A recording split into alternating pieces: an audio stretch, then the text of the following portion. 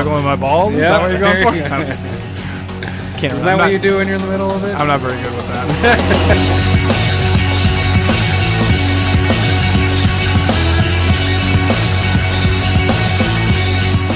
It's a beautiful day for a gathering, a beautiful day for some magic.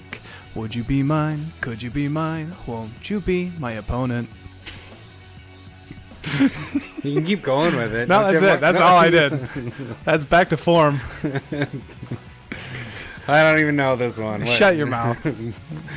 Could You Be My Neighbor by Mr. Rogers. Perfect. There we go. And that works out because we played games this week, and the Mr. Rogers movie is coming out this next week. Oh, Boom. Nice. See? Tying it all together. I hate your songs. I'm all right with them. That was probably one of my best singing gigs right That was there. really good. Yeah. Harmonized not harmonized, but you had a good pitch on it. Let's throw out words that sound musical. Exactly.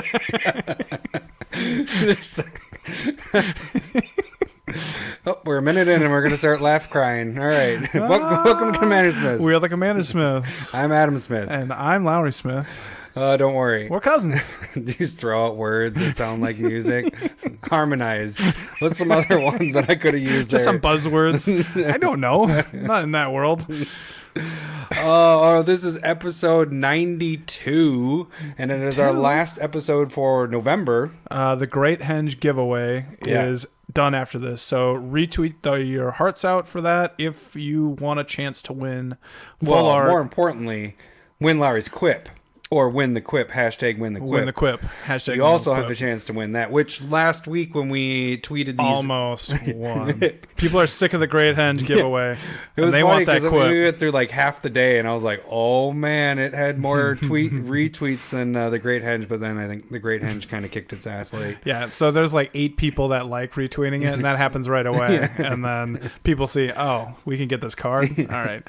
So yeah. With a proxy. With the proxy, with the Great Henge. So you got 4 chances this month to retweet what we had. If you really wanted to cheat, you could go back. If you only caught this now and you're like, I'm going to retweet this, go all the way back in our timeline, retweet that first one that we put out, so you can keep retweeting. But yeah, you get up to 4 drawings for every time that you've retweeted it, and then we will do a drawing for the Great Henge here. So actually, you could probably create another Twitter account and I bet also you there are people that have done that. Retweet those. Boom. That's a lot of chances.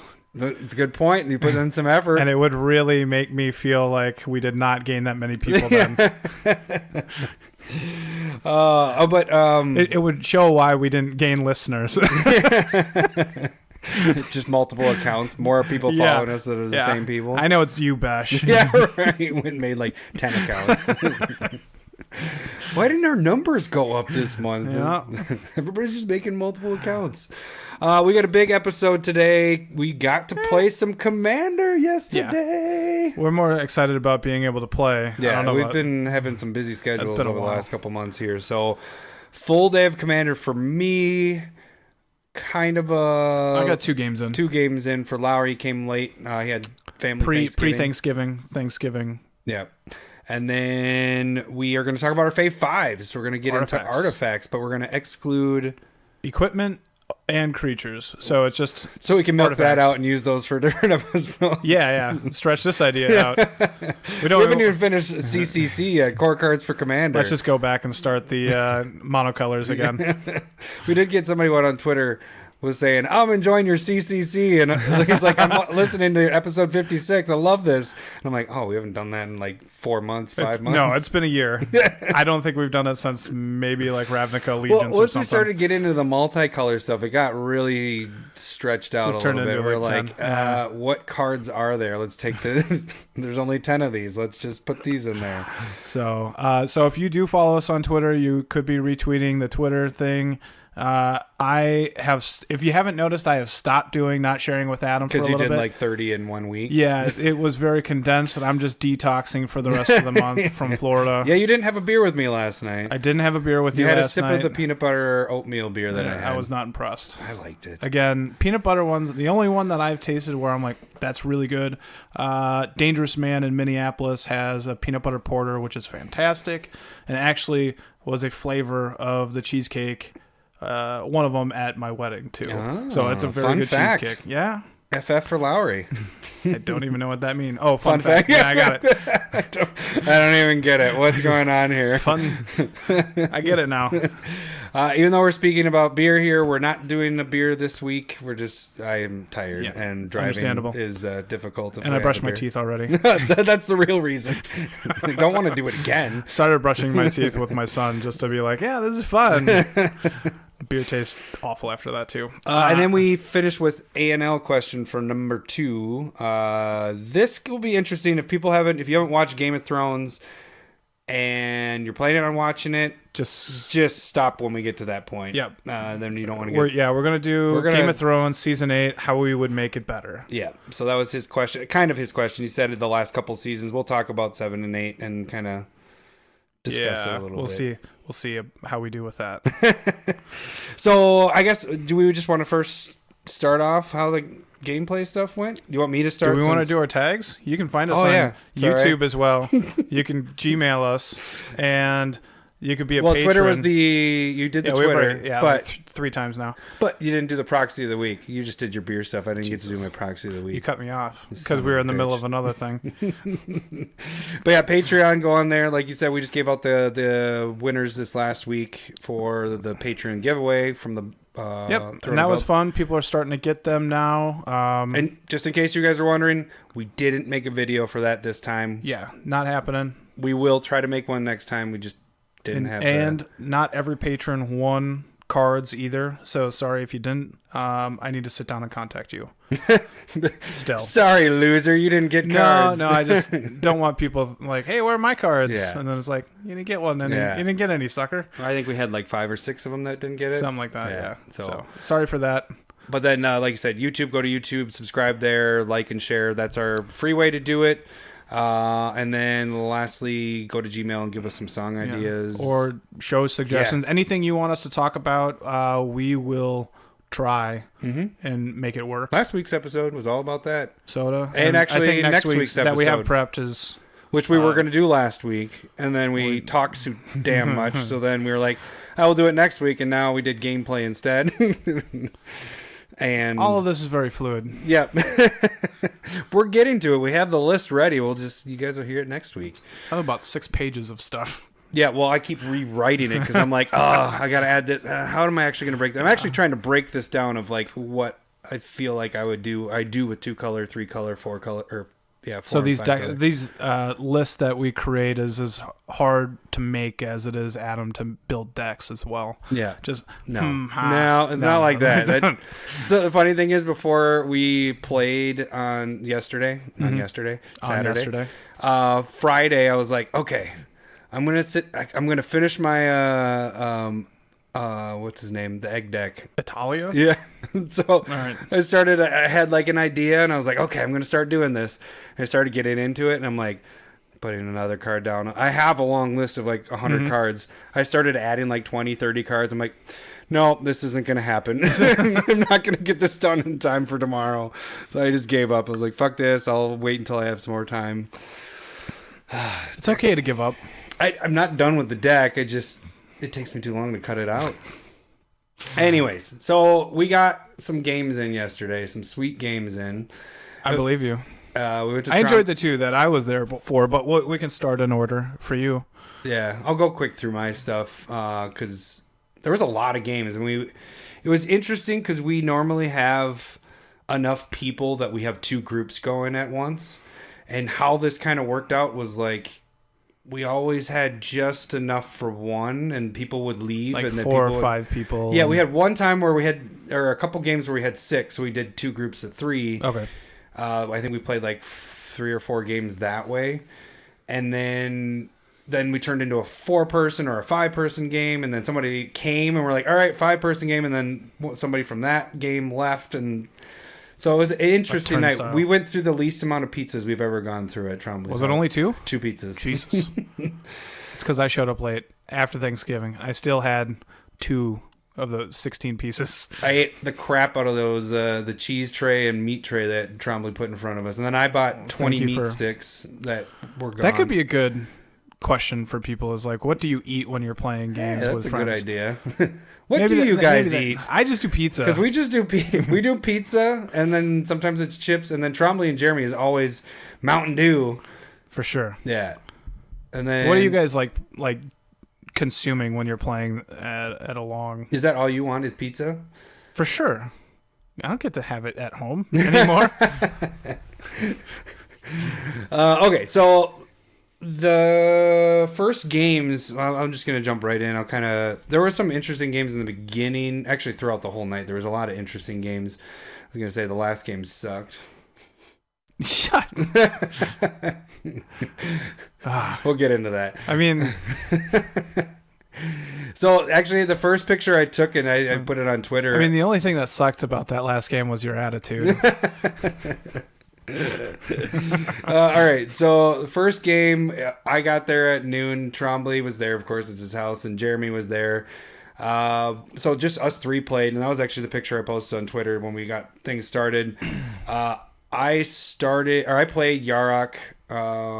Jeremy played the Cat Warrior that when it's tapped, that one, and then Trombley played Marissi. He played Marissi a lot last night. Mm-hmm. Okay. He had a turn 1 Sarah Ascendant. Yeah, I mean, that's good, right? There's better turn 1s. Yeah. But there's a lot more cards involved there, too. But I ended up winning that one with Yarok. Ramped. I had so much land. I even got the god out that every time a creature comes into play, go search for a land, or planes, or a... Oh, wait, is that a different game? No, yeah, Yarok's blue. Yarok's not green-white. I'm going to cut that part. This is going to be a clean segment right here. This is why I needed you there, Lowery. All you have to do is talk about, like... I don't remember. Cool I just stuff know happening. I just ramped. Talk about cool stuff happening. I just know that I ramped. What'd you do with Yarok? I won. How'd you win? This is where it gets hard because we played... let's see. So How are some ways you won with Yarok? I stopped keeping track at 6, and I know we played 3 more after... I played 4 more after. So I'm about 10 games last night. Yarok was the very first one. I had it in my memory in the beginning of the day. I don't anymore. I just know that Yarok... I had so much ramp from the double triggers of everything. Mm-hmm. And... Oh, God, how did I even win? Okay, so the second game... And I actually, that's where I posted. It was in between games. I was playing Arcades. Trombley switched to Tristani, and then Jeremy was playing Mogus, the god that does the 2 damage and all that. Yeah, or sacrifice a creature. Yeah. So the interesting thing with this game is that, well, I had a crap ton of walls out. They were all unblockable. I was killing both of them at the same time. Okay. And then Trombley only had 1 land, but he had Miri's Wake. He multiplied his lands 2 times, so his 1 land was actually 3. I don't remember exactly everything he had out. So how do we get to that point? Was he sacrificing lands? No. Oh, you're just saying that was what was open? Yeah. Okay. So I was like, okay, Trombley, he can't do anything. Jeremy's all tapped out. I'm going to wipe them both out. And then Trombley goes, Teferi's Protection. I'm like, fuck. But so then on his turn, he turns around, all out attacks me, because if he didn't, he was going to die from all my walls coming through the next turn. Mm-hmm. I was at 24 or 23, and he could do 24 damage with my block, like even if I blocked his highest stuff, and then I Teferi's Protection him. So that's what you get. Yeah, that's double Teferi protections. That was the fun thing with that. Yeah, this is what sucks not having you there with multiple games, because then it's not more of a back and forth here. I have no idea what you did. Yeah. Yeah. Eureka was a fun one because Eureka went off. Because I got revealing the top cards and draining for a ton. The thing what I got was, and at that point we had 5 people playing. We had... because more people, so it was Trombley, Jeremy, Ryan, Mike, and me playing. So more people started showing up at that point, but we didn't have that 6 number, so we didn't split. Okay. So Eureka's a perfect commander to play with at that point, because I'm able to hit everybody at once. And so I had Eureka out, and the not gonna work here anymore. When it deals damage you get to create another one. Is it like a 2-1? Had 4 copies of that. Ninja. And then I had ninjas all in my hand. I had evasive stuff, and I had filth in my graveyard, so no one could block because I had Urborg. Tomb of made everything swamp. Too. But instead of me killing everybody, because I was wiping everybody at once, everybody was in the teens. The highest person was like 15 life, and I think it was Trombley. Trombley decided to play Catastrophe, which destroys all creatures. Or all lands. He did all creatures. And Mike had something out that whenever a creature went into the graveyard, everybody lost a life. But it'd be an enchantment. Yeah, an enchantment. So then he killed everybody and himself. I was like, damn it, he took the win out of my fucking hand. Draw. Other than that, I mean, there was some other games after that. Those were probably the more interesting games, but I think once you got there, it was kind of interesting because I never played my deck when you were there. I only played your decks when you got there. You tested out, I guess, the first one. Are we getting into... Yeah, let's go into that. Because there's a lot. We played, like I said, 10 games, and you were there for 2, so I'm not going to go through 8 of them. But Yarok was my favorite win out of all that. I did have something with that other god that I was talking about earlier, where... I have no idea. I know, but it was doubling something. I don't know how that worked out, but yeah, cool story. Sounds like you cheated. I don't know how this works. My first game started about 9:45 p.m., which is rough. I love my family though, so it was fun. Thanksgiving was good. Thank you. So yeah, we had. It was a 5-person game. I've built the buy a box promo for M20. That's Renee, which is 5/4 flyer, gives multicolored creatures +1/+0, and when multicolored creatures die at the end of that turn, they come back. That first game gave me Kenrith, which was pretty sweet. Well, and I completely changed it from when we did the Spotlight deck back, because that was shit. Like after I sleeved it up, put lands in, and I was like, oh, this could be really fun. I was like, this is awful. That's probably one of the worst decks I've built in years. Is it on tapped out right now? I don't even remember if I put it up there because I was like, I don't know what lands to go. Probably not. But this one is a lot better for sure. The way it worked was pretty damn sweet. Oh, but by the way, we did all night, and we're continuing to do it. We like this way of doing Commander now. Is everybody starts by drawing 10 cards, and I think we've talked about it before. Yeah, we have. Draw 10 cards, and then you take 3 of them and put them on the bottom, and it just causes for not as many mulligans. I did end up taking out of the 10 games, 2 games I had to take a mulligan. That's it, But with Kenrith, I drew the 10, and this was kind of the interesting thing is I always try to keep 3, and then I try to do 3 land in my hand.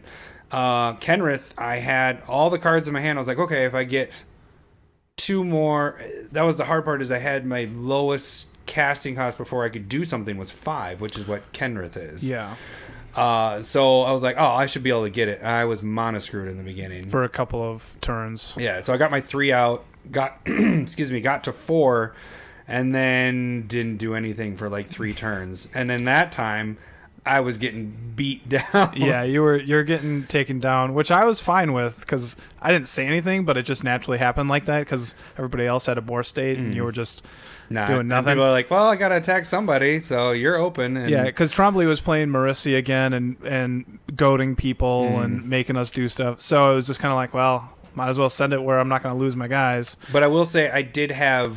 right off the bat, Training Grounds out. Yes. That was one of the first turn I played that, but it's turn 1. And then at some point in that waiting, I got was it Wilderness Reclamation? Had that out, so I was like, oh, I get to untap lands at the end of turn. But I still wasn't a threat. And then I got my 5th land. Kenrith comes down, and I was gonna say we gotta stop this guy. I was like, I know exactly what happens now.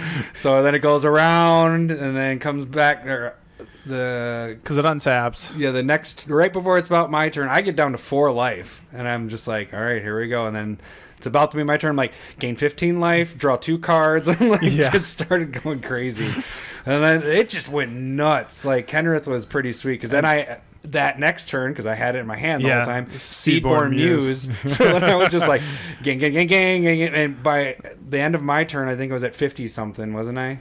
or is that Yeah, you were like at 50. 50 something. I went from 4 to 50 in one turn. Yeah, and then I was just like, okay, play. I played a multicolored creature that destroyed your enchantment, sacrificed a creature that destroyed the other enchantment. You still had Seedborn Muse out, like enough land at that point because you'd drawn a couple cards, and so it's just like we're still in trouble. I just slowed you down, and everybody started ignoring you. Like we still were hitting you, but it just didn't matter. Because I was like, I'm going to send a 5/4 flyer that you can't block at you, and you're just going to pay 3 life and nullify that attack. So that makes it pretty solid. Kenrith was really fun to watch. Yeah, that was when it got going, especially with training grounds out there.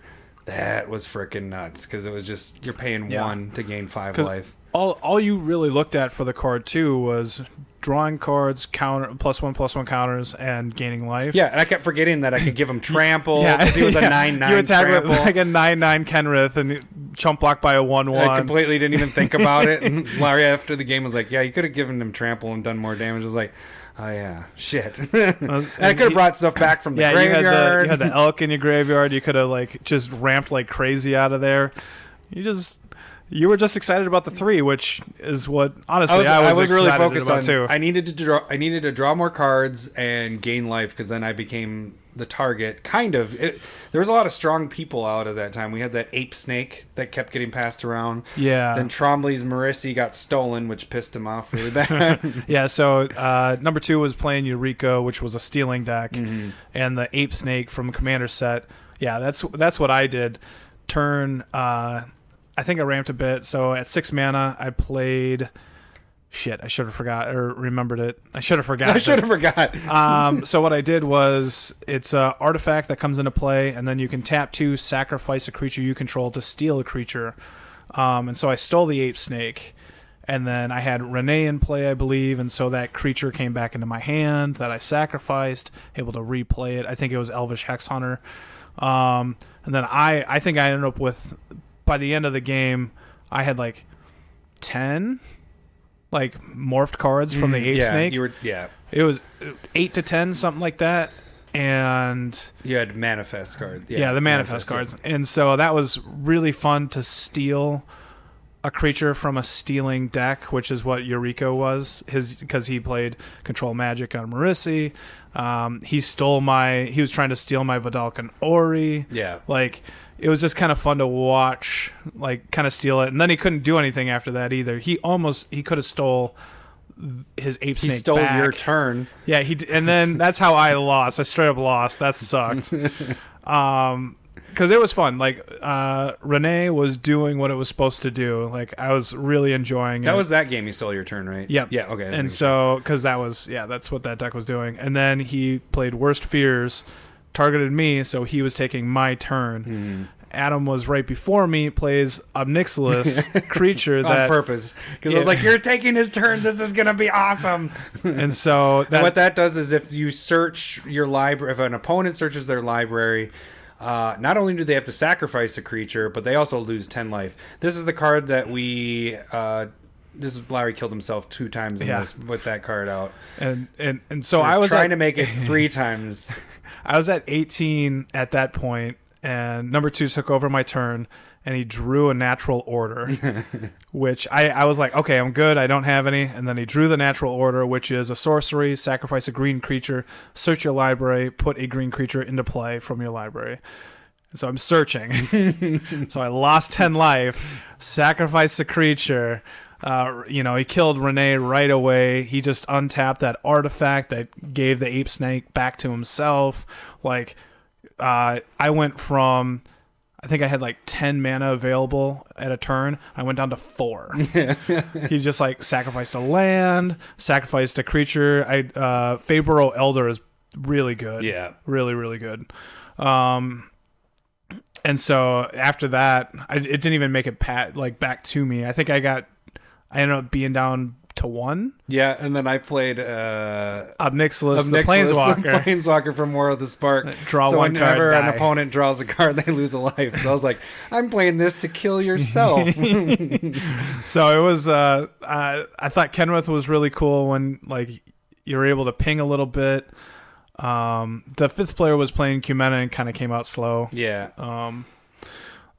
But the worst fears really like can just wreck a player later in the game when they have tons of mana, enough cards in hand, and just like get this over with. Yeah, he kept you wide open, and basically, well, it didn't even. No one needed to really attack you. You just needed to really. Well, you went from 8 to 1 somehow. I don't remember how. Yeah, I think Trombley hit you, or I think Trombley hit me. Yeah. The funny thing about that is we had just talked last week about dick cards.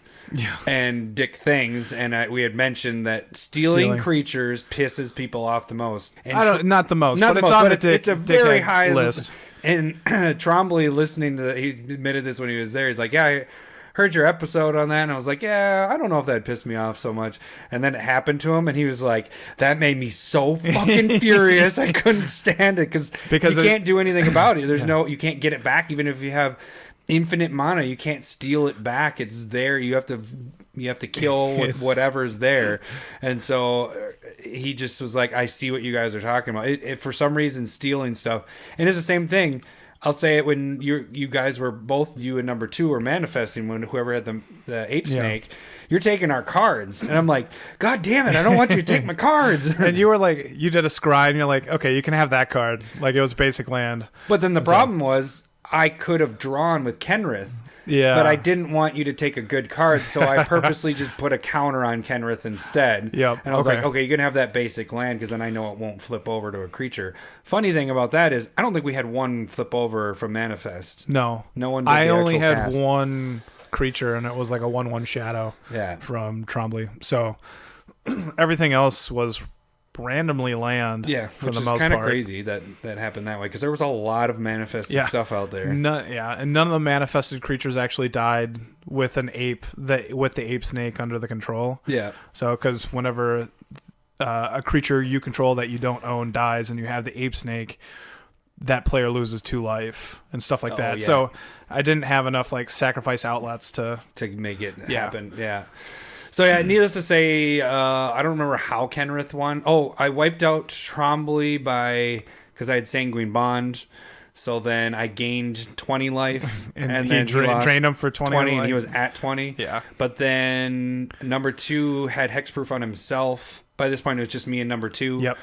And so I could gain the life, but I couldn't hit it back in his face. But he was just like, I can't do anything. But I had enough creatures out. Yeah. I had a ton of creatures at that point, and so he basically drew. He's like, "Oh, my next card's a land," so game over. Then we move into game 2. I did really enjoy that game. I thought that was a fun game. I thought Kenrith did really well because like gaining 5 life, it's big on a stick is like you just pay 6 and gain 10 life. It happens fast. Mm-hmm. I like, and like you mentioned before with Kenrith, is I didn't even realize 2 of the abilities with it. I did not realize it. I was just focused on drawing, putting counters on them, and gaining life. And the other thing that could have happened too, thinking about it, like when number 2 played Worst Fears on me, he could have done tapped all that mana and not done anything. No, done the benefit for him. Like had him gain 20 life. Oh, because it is a person. Yeah, it's anybody. Yeah, that's a good point. Because that's the other thing. And so it's just kind of like, could have been an interesting route that way too. Mm-hmm. So I think my only fault on Kenrith is that it's a 5 cast, so it's a little harder. Mm-hmm. But once it got out, it was cool because I was able to set up. Oh, another play that you did that I really enjoyed you had Obnixilis, the creature, out so people couldn't search. Then you played New Frontiers. Then I searched. I got 4 land, and I was like, anybody else want to get land?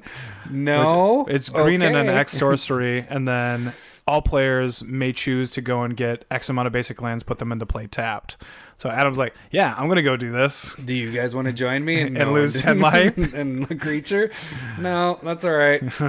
But you had said that you would have done it. Oh, you could have done it at that point. No, I would have done it if I would have known if you that. Weren't about if to I lose didn't have my turn. Yeah, right. That's right. I would have been fine going to 8, but not knowing that my turn was going to be taken. So yeah, that was a fun game. So then the next game, I borrowed another one of your decks. Fucking garbage deck.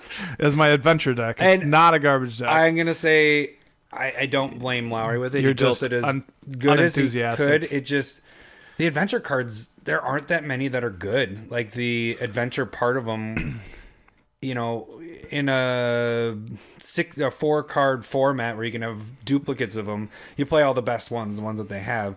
But in a commander format, you have to try to use everything you can. Sure, and that's why I had to go 4-color with it too. Yeah. I was like, this isn't good enough 3. The garbage ones, and so some of them are just like, ugh, just don't want to play this because it's bad. If you had a better attitude, I think I you bitched would the whole time. The whole time. he any way that he could irk me with adventure cards, he would. Yeah, I did. Even when it screwed me over. Yeah. It was and you still did well with it. But like it was that game, so I played Renee It's 'cause again. I'm a good pilot. Sure. You can keep telling yourself that. Who won with You're Kenrick? good. You're good. So Marissi, Renee, you were playing the dual commanders, partner commanders. Thrasios and the white and black one that brings back a creature from the graveyard.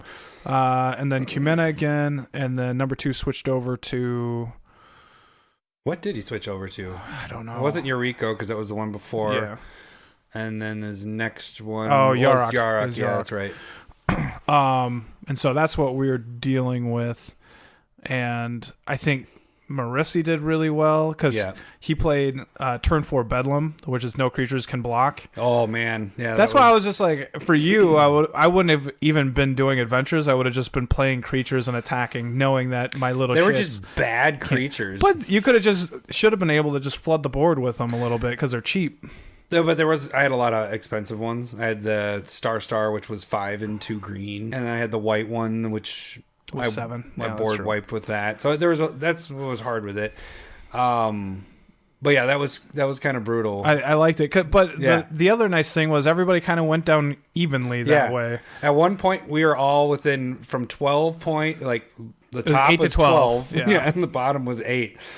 But no one was killing each other. No one was doing. There was anybody could die from one big blow. But but it's funny because we both had answers to get rid of that. Yeah, you can't. Because you had a 10-10, the Beanstalk guy. Yeah, but I had an answer. Like I could have got rid of his enchantment that making it so people couldn't block. Yeah, I did too. And we both are just like, no, this is fun.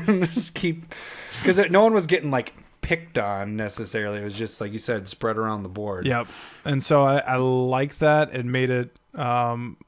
It made it pretty interesting because nobody came out super strong. And like I said, you had a 10-10 that lifelink death touch with the land, and you were coming at me, and I was like, well, I'm fucked.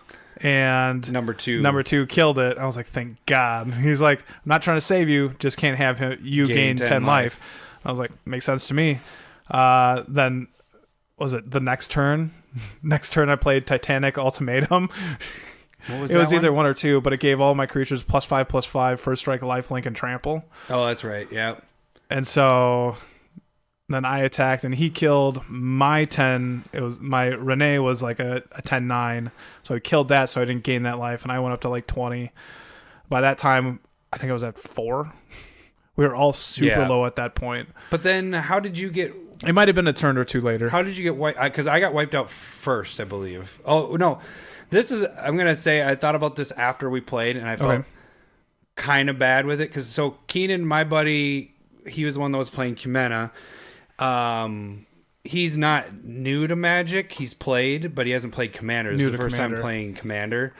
And so it was interesting all night. What he would do is if he missed something or like, even if it was like a trigger that you have to do and he missed it, that was going to benefit him. If he missed it, he was like, no, I don't get it. I was like, no, dude, it's... How we play it is we can back it up as long as it's not way back, but if it's, something that has to be done, I was like, go ahead and draw that card or go ahead and put that counter on that guy because it's something that you don't even get a choice in it. It's supposed to happen. And so where I felt bad is when he played his Merfolk out, he had the Marrow Regery, which makes it so that when you play a Merfolk spell, you can untap things. And that trigger wasn't happening. He did that last. He didn't play it first. Yeah. And so we were like, oh, if you would have played Marrow Regery first, you could have done this and tapped Adam down and killed him. Which is what he wanted to do anyway. I think he was goated, so he had to attack somebody. Yeah, or something. something like that. But then he was like, no, I messed up. And I was like, I should let him go back. But then I was also like, I kind of knew this was the last game, and so I didn't want to get knocked out. So I was like, no, I'll just play my turn. I want to play my turn because Adventure wasn't doing what I wanted. It wasn't doing what Kenrith was doing. You know, I don't know. So I didn't want to get knocked out.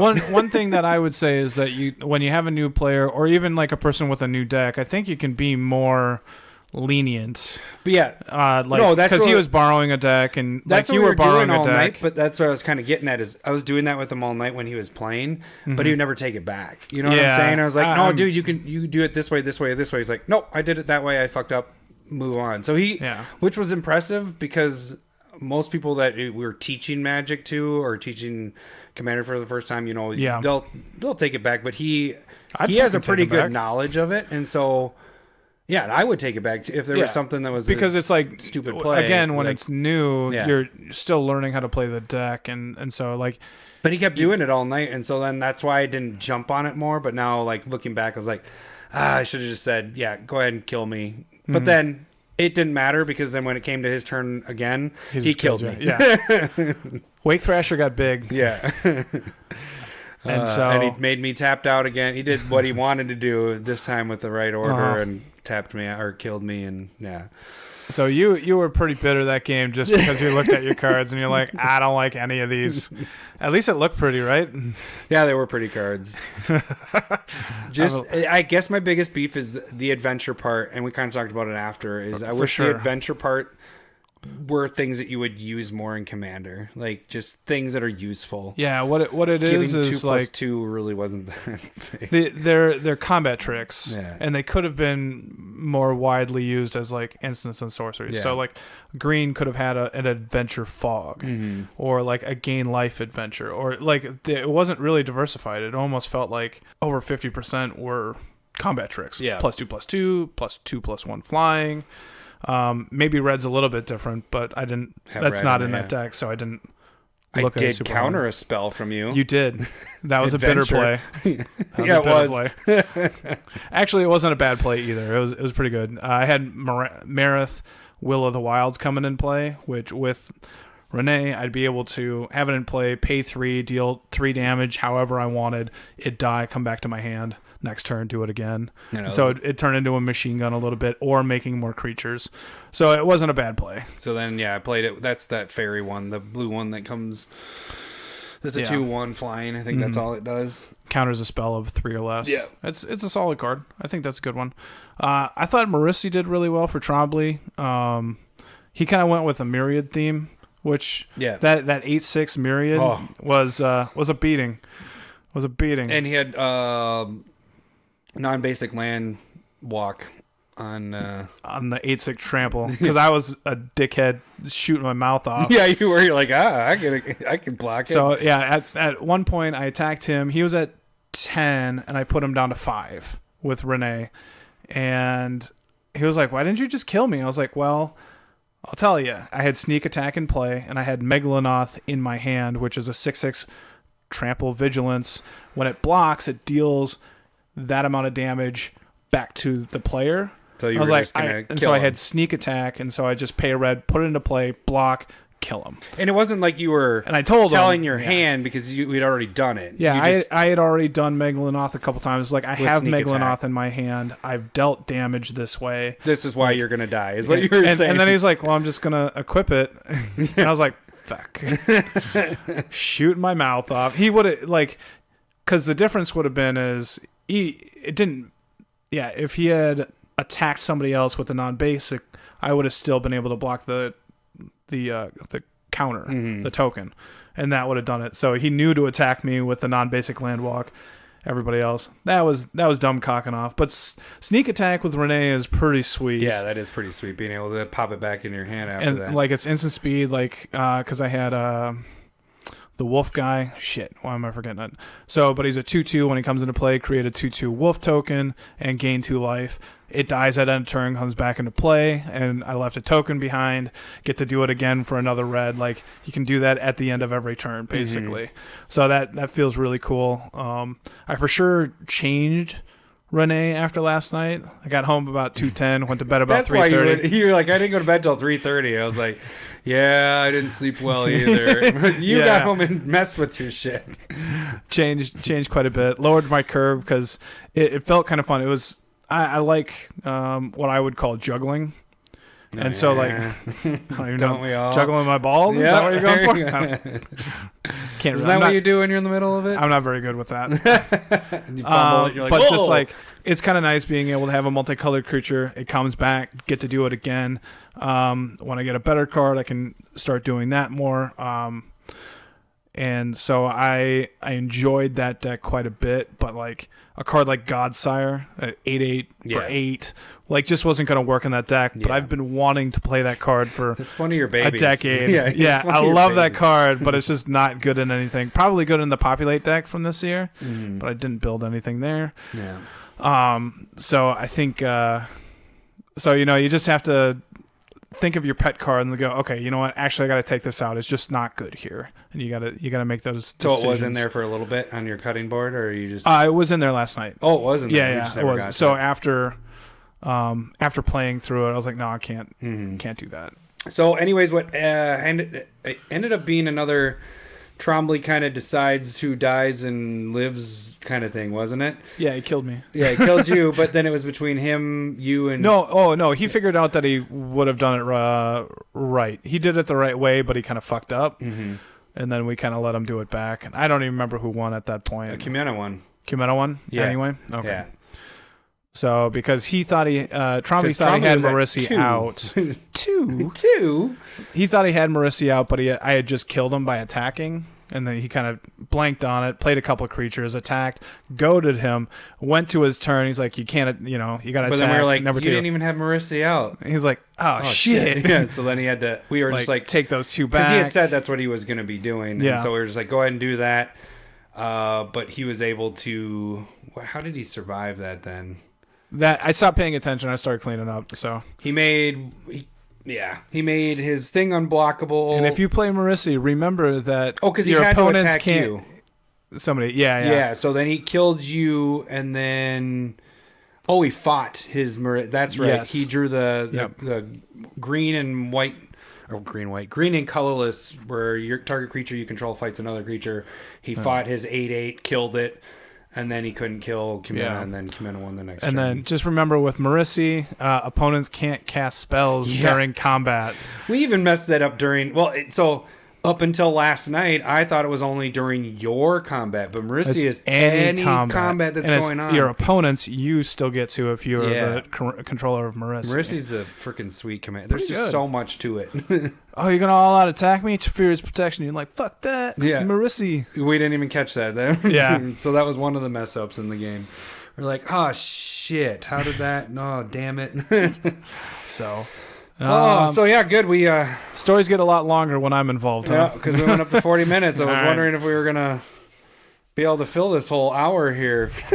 We got it. All right, so Don't we you move worry. into our Fave 5's artifacts. Yep. Did you go in order? I did make an order. Did you? I kind of reinvented my list. We're gonna put a little disclosure to this. Sensei's Divining Top should just be in every deck. So we're not. I think we both love that card too, but it's boring to talk about. So we want to. You guys just know that we really love that card, and it probably would be number 1 on our list. Probably. But we have a different list. So that's number 1. Now here's the next 5. So you want to start with your 5th one, Lau? 5th one, I'm going to go with Veilstone Amulet. That's one of your new ones that you like. I do like that one. With Feather? A Feather, it opens your eyes and you're like, you know what? This goes in just about any spell-based deck. Like, this should have been in, like, Niv Mizzet Perun. And what does it do again? It's an artifact and... Good. Yeah. So it's an artifact, obviously, and for 3, whenever you cast a spell, all of your creatures or your permanents, not sure, gain Shroud or Hexproof. Yeah. So that is incredibly good and powerful, especially in an instant speed deck. Yep. And you can just, somebody targets your stuff, I'm going to cast something, it fizzles that spell. And it just is a really nice waste for your opponents, I think. Yeah.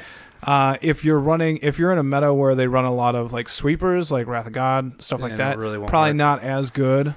But again, if you're in a lot of spot removal, this card is fantastic. So have you started to put this in more decks then? For sure. I think I have it in about 3 right now. Okay. Couldn't tell you what they are, but I was gonna say I haven't seen it yet because we haven't played that much lately. Yeah, and so for sure. Of course, I haven't seen it. But yeah, I like that idea because what I sometimes do with decks and where I will screw up. This is my personal thing where I screw up is I try to get the most out of everything. So I try to cast as much stuff on my turn, and I'm like, no one's gonna do this to my stuff. Where I'll have a Teferi's Protection in my hand or something to protect my stuff, and I'm like, I just want to get the most stuff out. And so what I've been doing lately is I've been holding up that kind of thing when that card would be perfect if you're playing, like you said, instants and stuff. That's your protection. You just keep one instant in your hand at all times, and then you just cast that. It's like a threat on the board where people are like, well, I could try and get your thing, but if it goes around it, like you get into a stack war, and some people might just not be willing to do that. Like you might just not have the resources for it. So I think it's a really fun, interesting card that can just make removal null and void towards you, but not other people. I think that card could also make our underrated list we could make again. Not anymore, probably. Like before, like it was on my list. I think it's still people don't. We should check to see how many. I'm pretty sure it's commander on every decks. feather deck.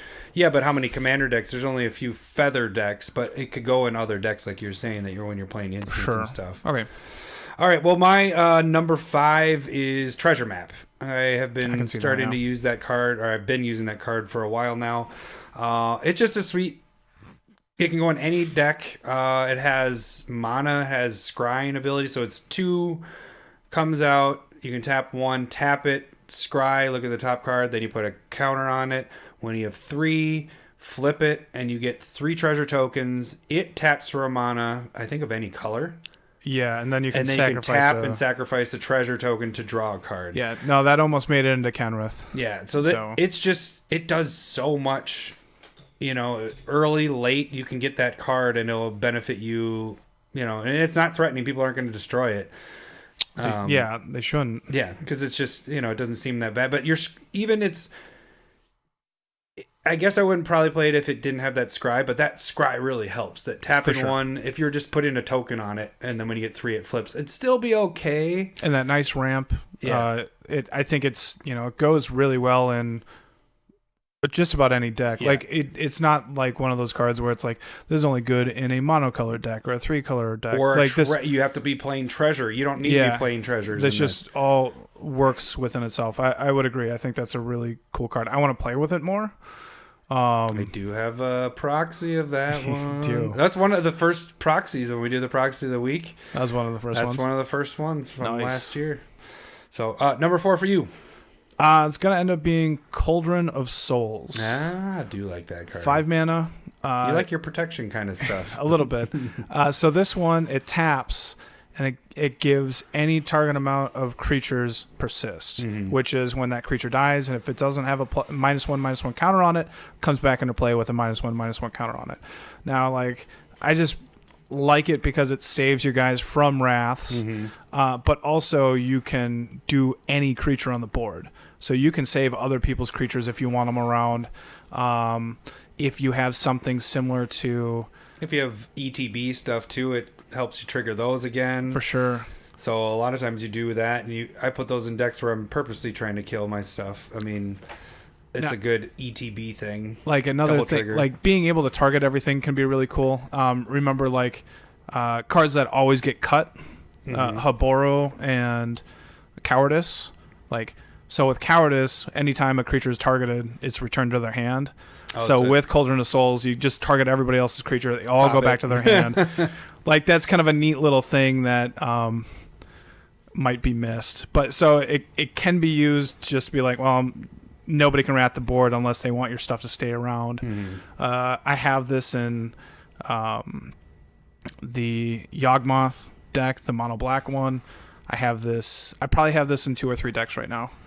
So, and it just always just seems to work its way in. It's like, oh, this would be really cool. So yeah, and I think that one would fit into my, if extended my list of always tends to get cut That's for me because I always try to be like I try to put it in a lot of decks. We might do another and it segment like that. Getting cut, but it is a good card. That's the thing, is I always try to put it in there. But yeah, I always try to make it fit. It's normally with a double trigger, or if I'm sacrificing or killing everybody's creatures. That's when I'll try to do it more. I remember trading one to you back in the day. I have 4 or 6 of them. Yeah, you had them. You had like a scarecrow deck, the one that was flipping them back and forth, creating Reaper a bunch King. of, yeah. My number 4 is one of my favorites I've talked about, Lifecrafter's Bestiality. Mm-hmm. You keep saying that. I'm pretty sure PETA's going to come after us. I remember that. Is it 2 or 3 to come out? I can't remember. 3. So totally your favorite. Yeah. Just going off the top of my head. So that one, what it does is anytime, or at the beginning of your upkeep, you get to scry 1. So those are always fun. Yep. And then whenever you cast a creature spell, tap 1 green, draw a card. Mm-hmm. It's just fucking awesome for green. Yeah, and you can, and again, I have this in my Renee deck, and it's fantastic because those creatures are coming back to my hand. What's going on? I should have put the Great Henge in here. I almost did. I saw it. Damn it! I didn't even think about it. I'm like, this is like the Great Henge. Oh, damn it! I didn't put Great Henge in here. So we haven't used it yet. So yeah, that's the thing why I probably wouldn't put it in. It's hard to say it's your favorite, like top 5 favorite artifact of all time when you haven't played it and it's like 3 months old. Yeah, like you need to be able to play with it a little bit. A year from now, that's going to be in my top 5. I give it a pass. Yeah. You're okay. All right, but this is a nice replacement for that. Not replacement; it's a completely different card. But it's similar things, like it gives you stuff, and you know. You've been thrown off. You just wish wish you wanted to talk about the Great Henge at this point, right? I do want that, and I'll tell you this: it's going in my Atali deck. Yeah, that makes sense. It's sitting there. Maybe it is my top 5. No, I'm just kidding. But I do. Lifecrafters is pretty sweet. It's in every green deck that I have. If you're playing creatures, I mean, you should be. If you're not creature heavy, then it doesn't really make sense to have in there. I mean, it's nice to have the 3 and scry 1, but you really want that draw effect. Yeah, that draw effect is really nice there. Yeah. Number 3 for me, Cloudstone Curio. This is 3 mana artifact. Whenever you play whenever you have a non-token, non-artifact. No, it's not feather. Non-token, non-artifact come into play, you can return the same type. That popped around the same time as feather. There was something else that came out with that, wasn't it? Might have been Oketra. It's in my Oketra deck. Okay. It was in my original like Animar deck way back in the day with elementals. It goes great with ETBs, just being able to, it's that juggling aspect that I really like, being able to just go boop boop boop boop boop. It just allows you to do it as many times as you can. And it allows you to, it could have been Yarok or something too, because you can just bring back an enchantment from an enchantment that you just played and get the double effect on it again. Like it's a really fun, cool card, and it can go in a bunch of different decks. Like if you're dealing with ETBs, you got to seriously be considering Cloudstone. It should be in there, Cloudstone Curio, and so like it should go in like Riku of 2 Flames, Brago, Yarok. Like these are cards. It should probably. Damn it! I don't have it in Yarok. You probably should. Actually, I didn't buy it until after Yarok, or maybe it was Yarok that made it go.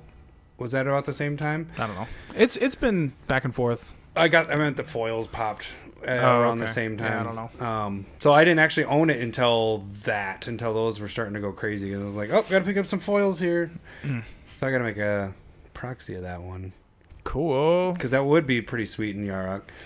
Okay, my number 3... I've heard this one a lot, is Aetherflux Reservoir. I knew this would be on your list. I have it on quotations next to my list going, don't put that on yours.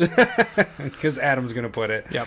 So if you guys don't know what it does, every time you cast a spell, you gain a life for every spell that you cast that turn, and then you can pay 50 life and do 50 damage. Or target player loses 50 life. No, is it damage? It's straight up pretty damage. Sure it's damage.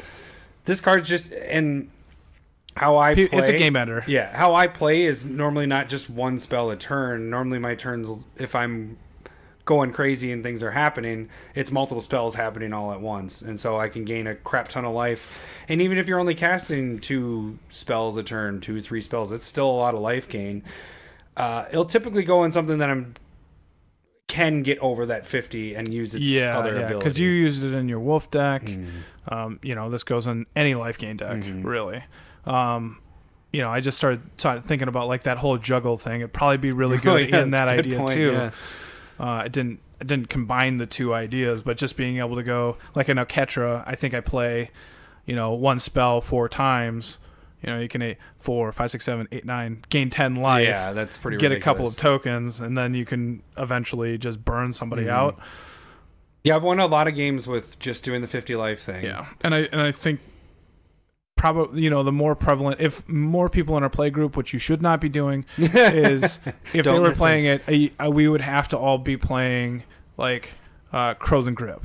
Because it would stop with the split second. You just have to figure out how to stop that, or like stifle effects, like just countering that activated ability. We haven't seen that a ton. I'm really... Yeah, you're the only one that actually plays it. I have it in Muldrotha, and then after that, I was just like, this is really good in Muldrotha because I'm playing a bunch of spells from my graveyard. But then after that... Would it work in your Feather then? Yeah, for sure. Yeah. It might be in there. Yeah. So, but anywhere where you're playing, 3 to 4 spells per turn, yeah, that goes in there. And it's a lot of fun, like doing all that math. Yeah. All right, number 2. Scroll Rack. Yeah, for me. I knew you'd like that one. Just being able to... I like that one too. I'm glad you like it. I like it. Because the thing is that you can just... what it does is you tap it and you can remove, I would say, let's just go 3 cards from my hand. As many cards as you want from your hand. And then you bring that many cards from the top of your library into your hand and put the cards that you removed on top of your library in any order. And then you shuffle because you're getting rid of the cards that you don't want in your hand, and you're seeing so many more cards and getting a better and better hand as you're going through. And that's why fetches are important and other shuffle effects. So you can get rid of the crap that you don't need right now. Where it's really amazing is Yarok, and that's when I bought that card because you're like, hey, you should have Scroll Rack in here because Eureka. Because then it's all about setting your top. So you have your freaking 10 drop in your hand. Well, I'm going to put this on top. And now everybody else is going to lose 10 life. And then next turn, I'm going to put it on top. Yeah, everybody. So, that's when I bought the card because you told me at that point, like, oh, dude, you should have Scroll Rack. For sure.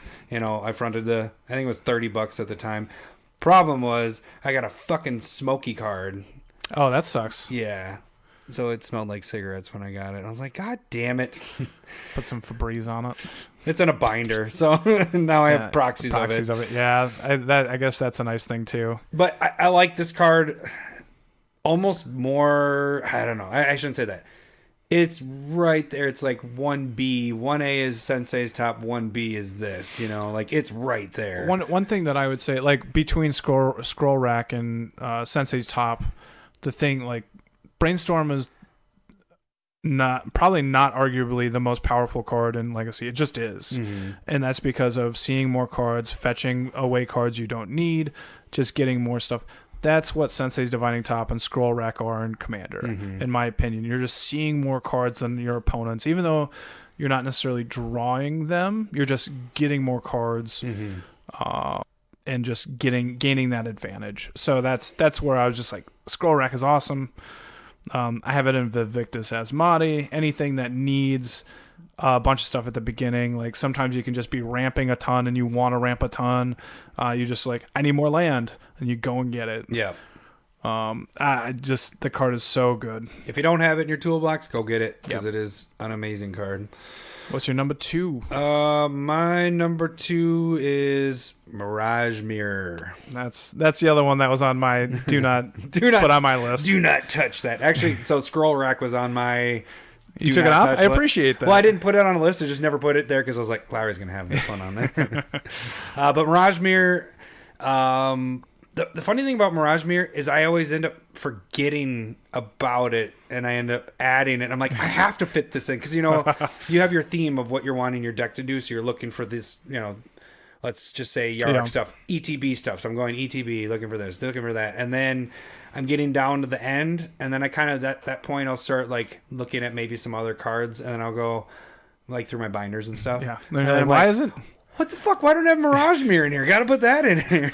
But Mirage Mirror it's 3 to come out, and then 2 to copy any creature, artifact, enchantment, land in play, and you can just until end of turn. Yeah, it's just ridiculous. You can do so much with that thing, everything except for spells and planeswalkers. Yeah. They need to change that. So it's not that good. Off my list. No, this card is really good. I've been playing it more. I try and listen to you sometimes, and it is really good. So yeah, we've seen some crazy things happen with that. And the other thing, and we've talked about it before, go back to our early episodes, because I even sang songs about this card. Almost every other song I was singing talked about Mirage Mirror. But I mean, if somebody's targeting, destroy all creatures... Then you just change it to a land. Yeah. It's like, land. Mine stays. Well, sorry, it wouldn't make sense. Destroy all artifacts. Because it wouldn't be a creature at that point. It's like, okay. Why am I changing? I'm destroying all creatures. Because if it is a creature, you can't change it because it loses that ability until end of turn. But, so my example was really stupid. I didn't say that. You Wrath did. of God. Well, in response, I am going to Mirage Mirror into a land. No, cheat. What? That doesn't make any sense. Why are you changing your artifact into a land? I'm Why not is even this in targeting it. But it's just sweet because you can change it into the other people's planeswalkers. If somebody's getting a huge benefit from their planeswalker, I do that. General. Are you just giving examples that are bad? That's what Mirage Mirror does. It just confuses bad you. Examples. Are you just saying things that sound like music?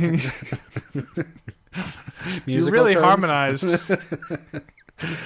You and yourself with the multiple voices that you have. You harmonize really well there. All right. Anyways, Mirage Mirror, amazing card.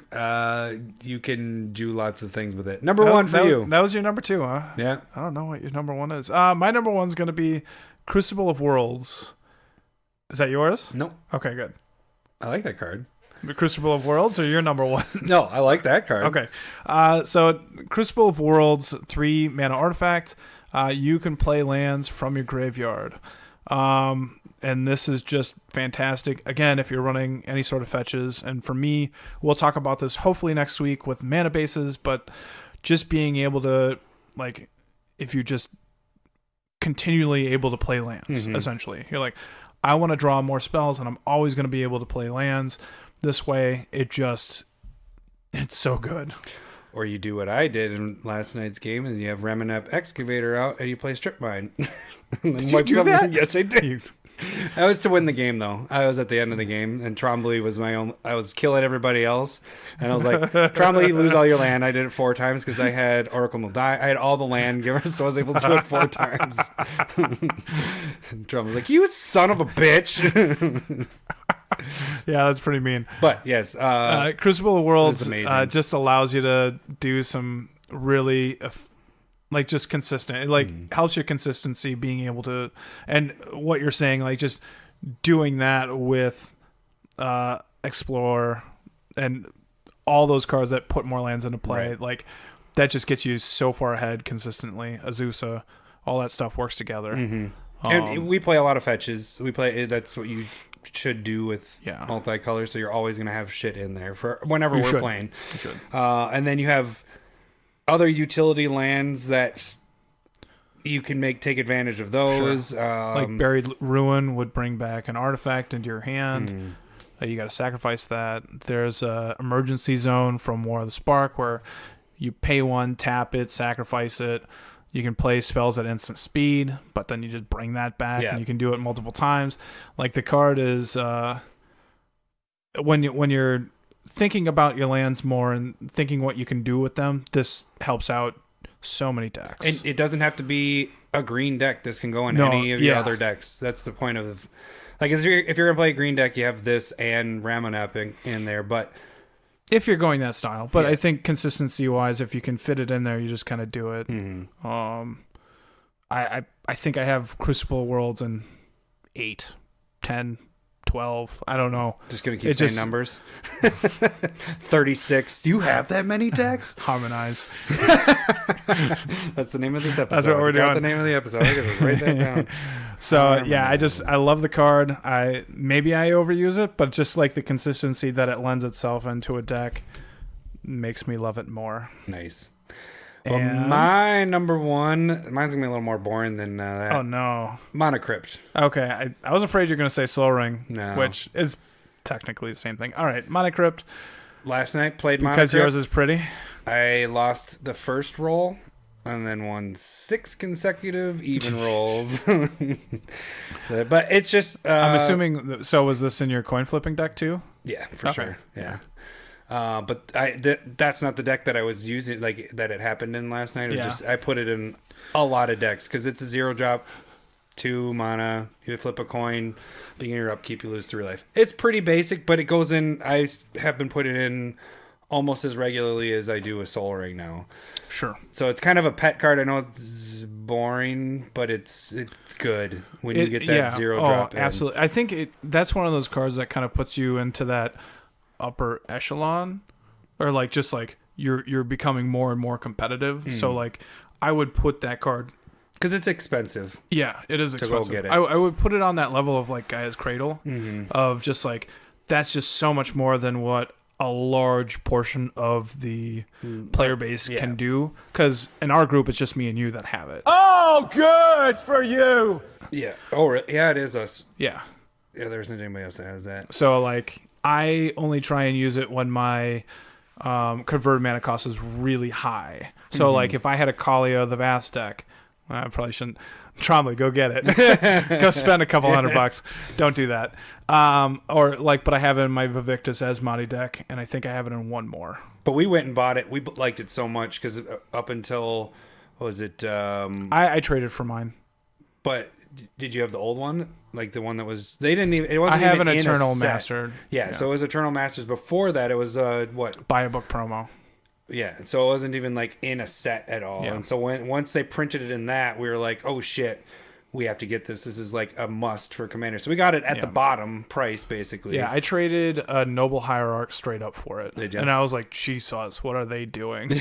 But they were even money. Yeah, I bought the Masterpiece one for 120, I think, at that time. Yeah. And I think it's 300 or something like that. Yeah, that And- sounds right. My boom mic just like, or my buffer thing just fell in my face. I was like, Probably why it why is falls. it leaning at my face?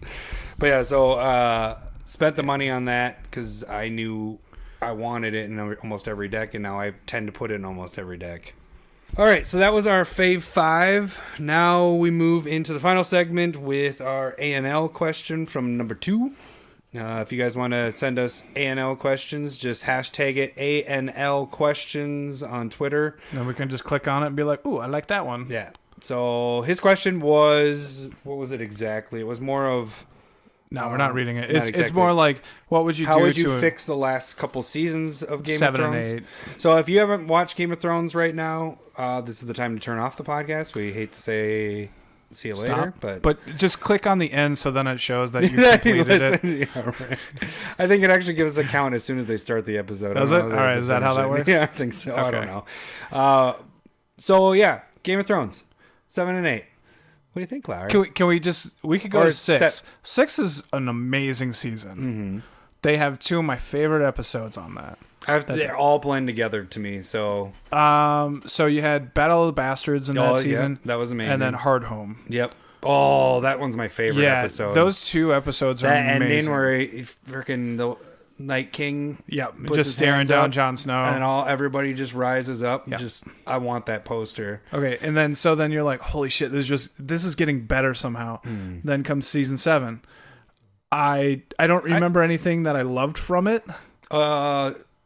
I loved the when she came in with the Lannister and was it the other army and with the dragon and started wiping everything out. That was the end of season 7. Yeah, but then the part that was stupid is when Jamie fell into the water and all of a sudden he was in like 50 feet deep water when his horse was just running on the water right there. And it's like, how did you get cliff that deep? And then he comes up like a mile down the fucking river and he's just like, oh. He was in full-on armor too, right? Yeah. It's just like, what? That's called plot armor right there. But the thing that started happening in season 7, I actually used to listen to a Game of Thrones podcast, yeah. And they called it jetpacking, which it did. What the season ended up doing. And so, like, you go through season 1 through 6, and they're going from King's Landing to the Wall, and it takes like a whole season or half a season to get there. Yeah, it's part of the development, and things happen along the way. But then season 7 rolls around, and they're like, hey, I'm going from King's Landing to the Wall, and then the next scene, they're already there. They're hopping around so much. Which I guess that's so they were at the Wall, right? I forgot about that. So, like, they kill the dragon in season 7, and they take down the Wall. That was a pretty cool thing. Yeah. Oh, yeah. That like, was when I saw that gave me goosebumps. Yeah, that was like, freaking sweet. That's... Yeah. And actually, when the dragon died, that was like, oh, like that was one of the harder things to watch. So like season 7, like I didn't dislike it enough to be like, oh, they should have done this, and this, and this. Like the pacing felt weird and like very different. That's when it felt like a clear difference. Movie at that point. You know what I'm saying? Like, okay, it felt like they needed to get to. Movies can't last for.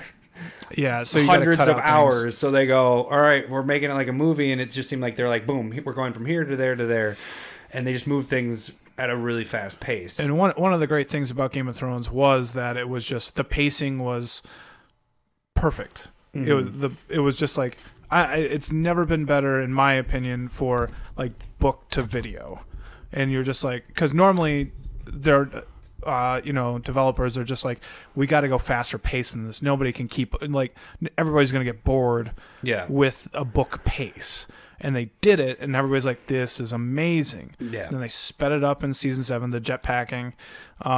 Which I'm going to be honest, season 7, there was just like little things that bother me, like the Jamie falling in the river. Varys showing up everywhere. Like people were thinking he was a mermaid, and that's how he was going back and forth over the ocean so fast. And Gendry running like all the way back to the Wall in enough time to get, like, and that they're all fucking slow together, but then he's an Olympic sprinter back. And then they get the message all the way to the dragon, and then the dragon shows up and saves them. All in that little things like that. But the overall season 7, I still really liked. Like I loved it. Then you get into season 8. Season 8. Here's the thing: if they switched things around of the order they did things, it would have been a masterpiece. I think a masterpiece. I think it would have been a perfect way to end the 8 seasons and everything.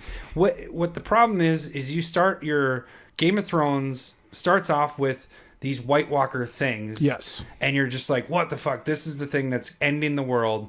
But you don't end the season. You don't end the series with them. They end 2 episodes before that. If you switch it around where you think before they come to the Winterfell battle...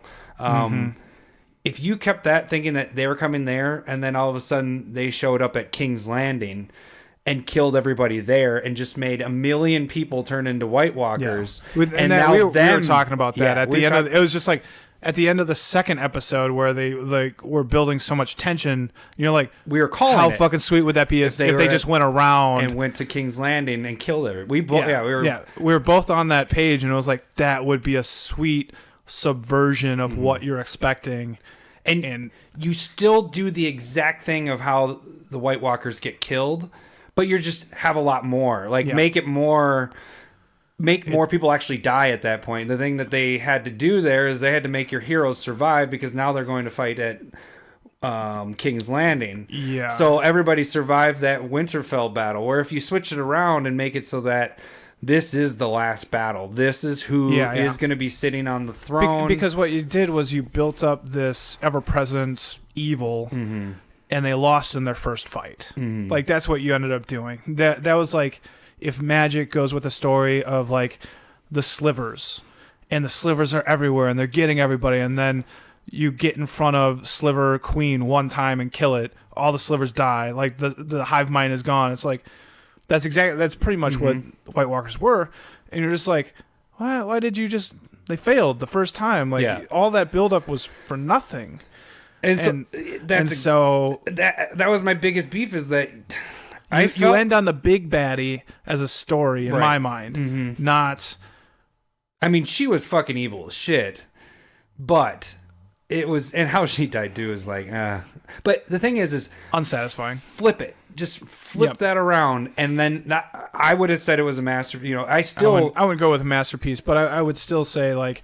It'd be much better. Because think of how cool that would be is if the end of the season, or your last 10 minutes, 15 minutes is Arya stabbing him, and like all the White Walkers fall. You know, now it's millions, not just there was a lot of them there anyways, but now you have King's Landing. Sure. You have Cersei, a White Walker, you know? Yeah, and I literally, everybody that I was in the room with when I watched that one, we all cheered. Yeah. When Arya stabbed. Oh, that was amazing. King, the Night King, and you're just like, man, that was really fucking good. And it's like, where are they going to go from here? Yeah. And then, so like, the question is like, they knew where they needed to end, which was, for the story of what George R. R. Martin is telling, I almost have to believe that he was going, Dany gets killed. Mm-hmm. So they got to figure out, how do you kill Dany after she probably saves the day at the Battle of Winterfell? Mm-hmm. You know what I mean? So it's like, that's a hard story to tell. So are you ending it there? Because what they really wanted to have is not even Cersei was the big bad. It's Dany. Dany, yeah. And then you're going... But that's where I was like... That's a subversion thing, and it's going, well, all of the Targaryens are crazy. See... And that's two other that's just bringing up other things. It's hard. Like, they didn't have to do it, but I'm sure that's part of what the story is actually going to be. And so they're like, I got to go from A to B to C, and how am I going to do it? And you clearly could tell that they are not George R. R. Martin. Right. That's where there's a couple things with that. Daenerys and Jon, that love, I never felt like that was for love. sure. That was just forced.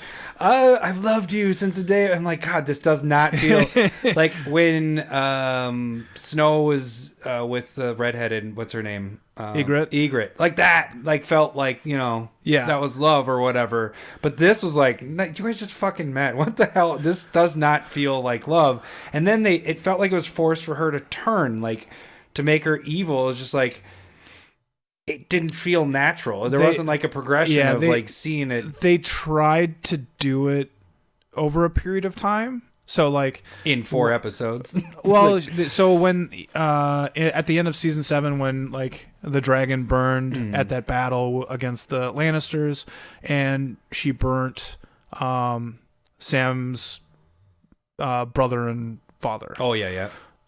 That was like they were trying to hint at it there. Yeah. They were like, that's it. But like everybody just was like, that's what I fucking do. Yeah, exactly. And so like that doesn't register as, oh, she's turning. Yeah. It's just, that's what you do to people that support the people that killed your family. But how to make it so that you were supposed to register it is then they were talking, Tyrion and Varys were like, oh, I can't believe she did that. And it's like, well, no, I mean, they didn't kneel. Like, they didn't, she gave them, like, gave them every opportunity to survive, and they didn't. And it's like, well, all right. But they were trying to force that down our throat. And see, that's the part of good writing versus not so good writing is like, everything in season 1 through 6 felt natural.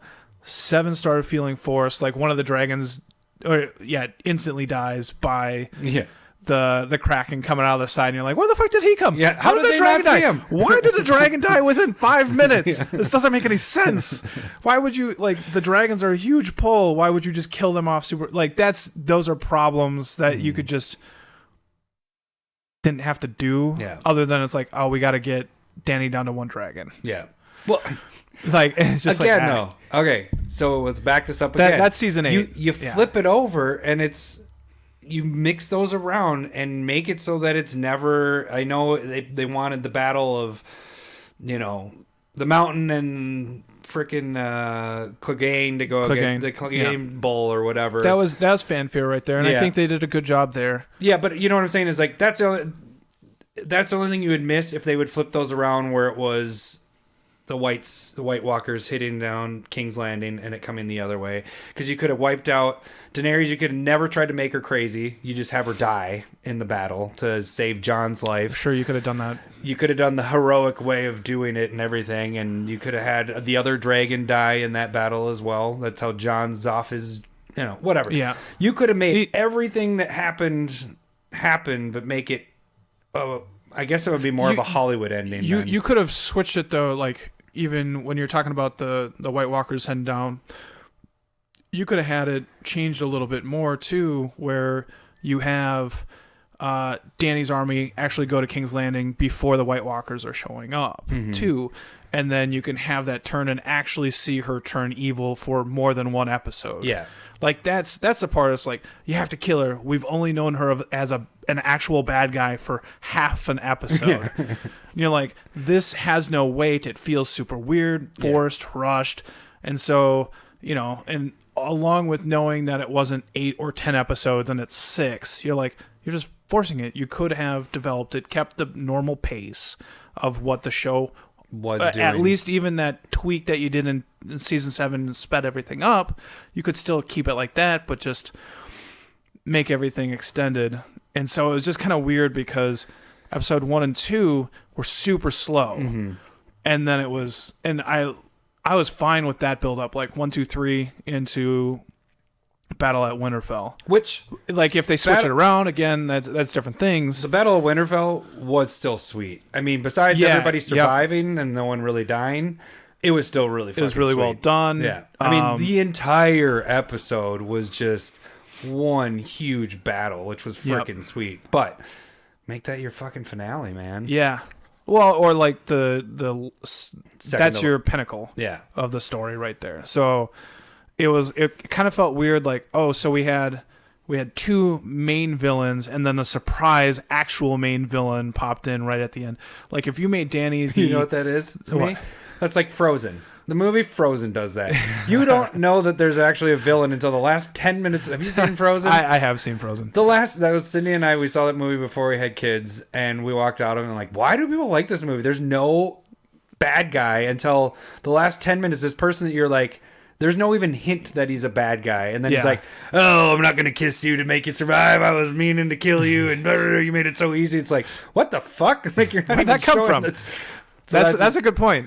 That's what it is. You didn't even know Dany was really... That's what you're saying with Dany being a villain? Yeah. Until the very... Yeah. So really what I would say to change and make season 8 better is to add more songs. And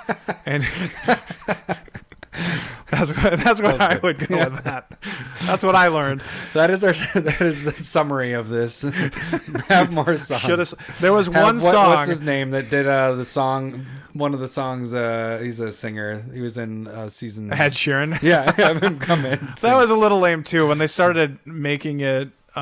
Famous people randomly showing up, like, and going, "Oh, look, Aaron Rodgers is a guy," and you're like, I didn't even see him. Yeah, but I didn't either. I hate it more now because he's a Packer. Exactly. We do not like Packer fans. No, we like Packer fans. We just don't like Packer fans. Yeah. No, Packer fans. Packer fans are crazy.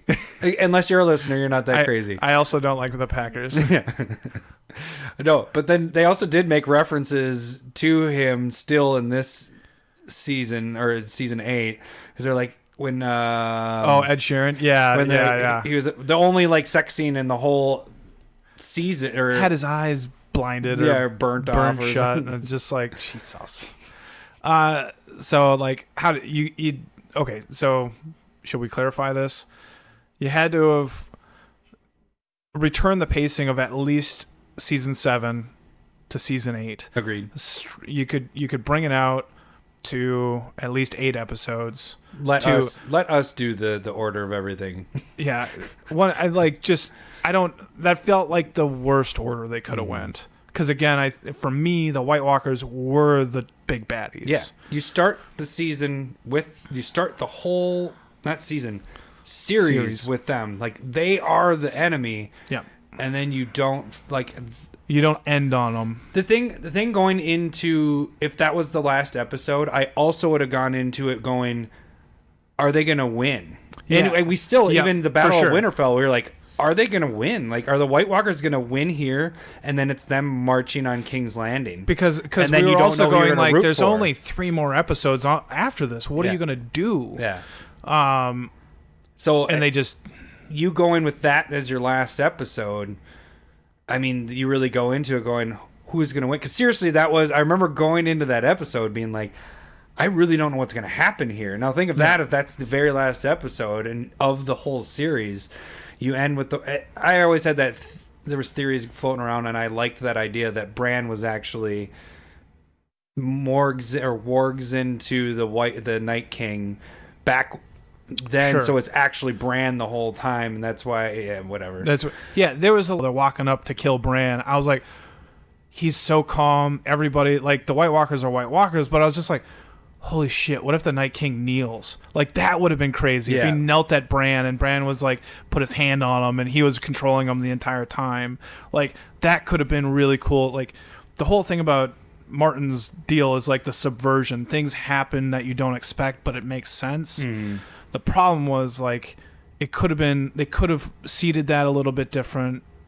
And a problem with subversion is if it's not done well, then that's that forced part. Yeah. It's like, this is where it's feeling forced. And we could get into this a different discussion, but the last Jedi felt like forced subversion to me. So, but then skip that. It's but Another ANL question. Yeah. And so, like, here you could have done some really cool things, and it felt like they did everything where it was like, sure, that's subversion. Like, I didn't expect that, but I don't like it either. Like, the subversion parts are like, oh, that's fucking sweet. Did not expect that. And it's like, did not expect that, but it's okay. I expected all these guys to live because there's three more episodes left. Like, you do it on the second to last or the last episode, you're right. And why do you even make reference to? I'm just going into nil. Why did Sam live? How did he live? Oh yeah, that he's was a bad fighter. Yeah. He should have died right. He should have been like the first guy that died. Instead, he just is crying and they're like, oh, he's really pathetic. Us ice zombies need to leave him alone. No, I was gonna say is with Bran. Why even make reference to the warging for too long and all that? Like, I felt like that was going to play in somewhere where he was going to get stuck in something. That's why I was thinking... He literally did nothing. Yeah. He only knows... King. He's the king. He's the king. Because he knows everything, and he does nothing with that information. Yeah. Because he knows it's going to happen. So he's just like, eh. So, but that's really boring. So it's like, why is Bran there? Yeah. And his whole the whole ending where it's just like, all right, Jon Snow, you're like Bran's story arc ended in season 6 when we found out that, like, Jon Snow was a Targaryen. Yeah. After that, he was, and before that, all of that except for that was the only important part. Yeah. Everything's shit except for that. So it's just kind of like you're developing characters over years. Was pretty freaking sweet. But that was Hodor's end. Yeah. You know what I mean? That's that arc. That's that pinnacle. And you're like, boom, very cool. He did his job. That was season 7, wasn't it? Yeah, it was, wasn't it? 6 or 7. Yeah, it was I'm 7. not sure which one it is. So we're gonna go forever. Okay, so yeah, well, I guess if you have suggestions on what you wish you had seen on Game of Thrones, how would you change? How would you change that? Season 8? That's funny. Let's just focus on 8. The podcast I listened to actually did a thing. I didn't listen to it because at that point I had checked out. You know, once Game of Thrones was done, I was like, all right, I don't need to research or listen to stuff on it. But they had like a full show on people calling in and saying what they would do to change season 8. And I haven't heard a single idea that's been worse than what they did. Touche.